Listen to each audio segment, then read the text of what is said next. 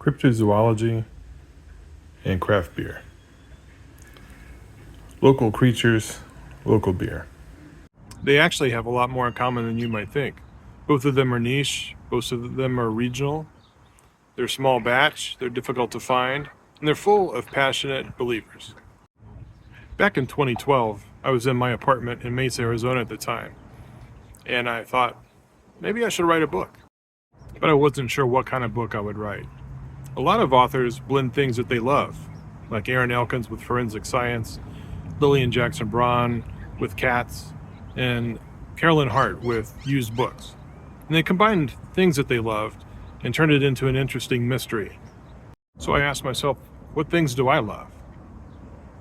And the answer was craft beer, cryptozoology, the paranormal, and the search for the unknown. So then I wondered, what if I took all those things and blended them together? The first sentence that came to me was, "A storm nears." I didn't know what it meant. It just popped in my head, and it sat there for 3 or 4 months with me wondering what to do with it. I didn't know if it was an actual storm or a metaphorical storm, but it did get me thinking.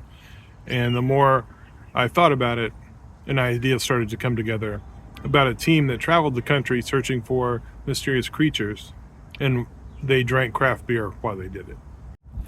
So that was the basis of my idea for the book, but I needed somewhere for it to happen. And at the time I was looking at a lot of websites and articles about some of the best places to live in the country. And one of the cities that was always in the top 10 was Austin, Texas. So I thought, sounds like a good place for headquarters. So with Austin, Texas in place, they needed a place for this adventure to begin. At the time, I was planning just to write one book, just to see if I could write a book. So I started looking around Austin, reports of local cryptids that had been spotted already, and San Antonio stood out as a good location because it was only 90 minutes away, and there were already reports of chupacabras in the area, especially the suburb of Elmendorf. So I had my concept, I had my team, I had the location, and the chupacabra seemed perfect as the first adventure. Now, I mentioned in 2012 I came up with the idea and heard that first sentence. It wasn't until 2014 that I wrote the actual second sentence. And then I wrote a third sentence, and finally a paragraph, and a couple paragraphs, and then finally a whole page. Some nights I wrote 3,000 words. Some nights I wrote 50 words. Some nights, some weeks, some months, I didn't write anything at all. At that time, I was focused on just writing whenever I felt like it, and if I didn't feel like it, I didn't write anything. So that first book took a considerable amount of time. But by 2015, I decided to fully commit to writing this book.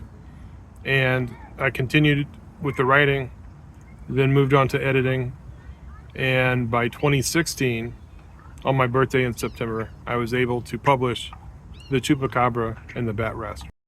And when I published it, I ordered a couple author copies so I could see it in hand. And I tell you, there's really nothing like opening a box and seeing something that you created with your name on it. Now, that first book, I designed the cover myself and just used one of the standard templates that was available on KDP. At that time, it was called CreateSpace. And even though it was a template, it was still exciting to see it with my name on it.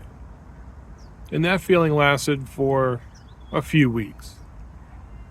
But then, looking on Amazon, I started to see many other books with the same cover. And then it lost a little bit of its appeal. And the more I started seeing these other copies with my same cover, I decided, yeah, I need to make this something that fits my world exclusively.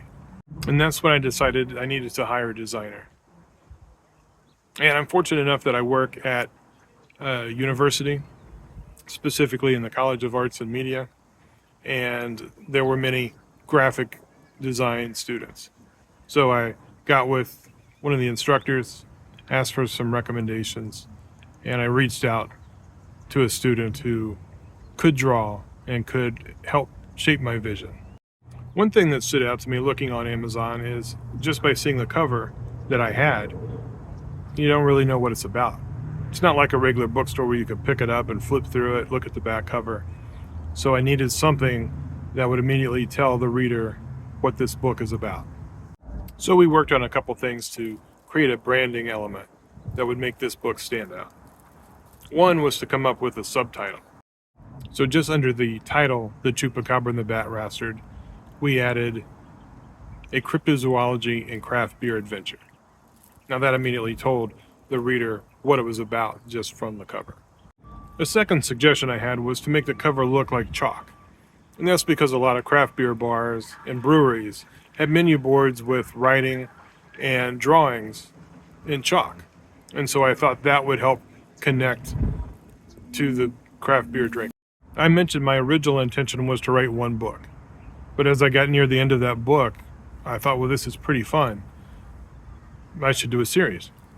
So I made one little Easter egg that just connected book 1 to book 2. And then eventually book 3.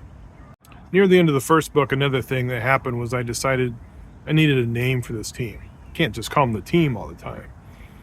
And I thought back to the paranormal shows I liked. Mountain Monsters had the Ames team. Ghost Hunters had the TAPS team.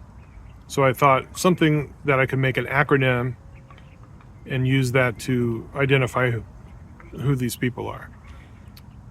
So I came up with Texans Investigating Mysterious Entities, which I could shorten to TIME. So that was the birth of the TIME team. So another thing my designer did was she created a logo for the TIME team. It's a circle that has Texans Investigating Mysterious Entities rotating around it, and in the middle is the number for the book itself.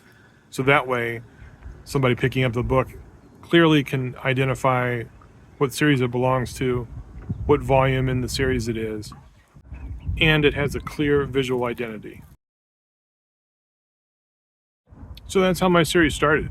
A storm, a sentence, a strange idea, a craft beer, and a chupacabra. So if you're someone who's looking to get started writing, hopefully these behind the scenes videos will be interesting to you, maybe have some helpful tips, or at least just some insight from somebody who did everything by trial and error. Just keep going, listen to your heart and your head, and you'll get there. Stick around for more videos. Cheers.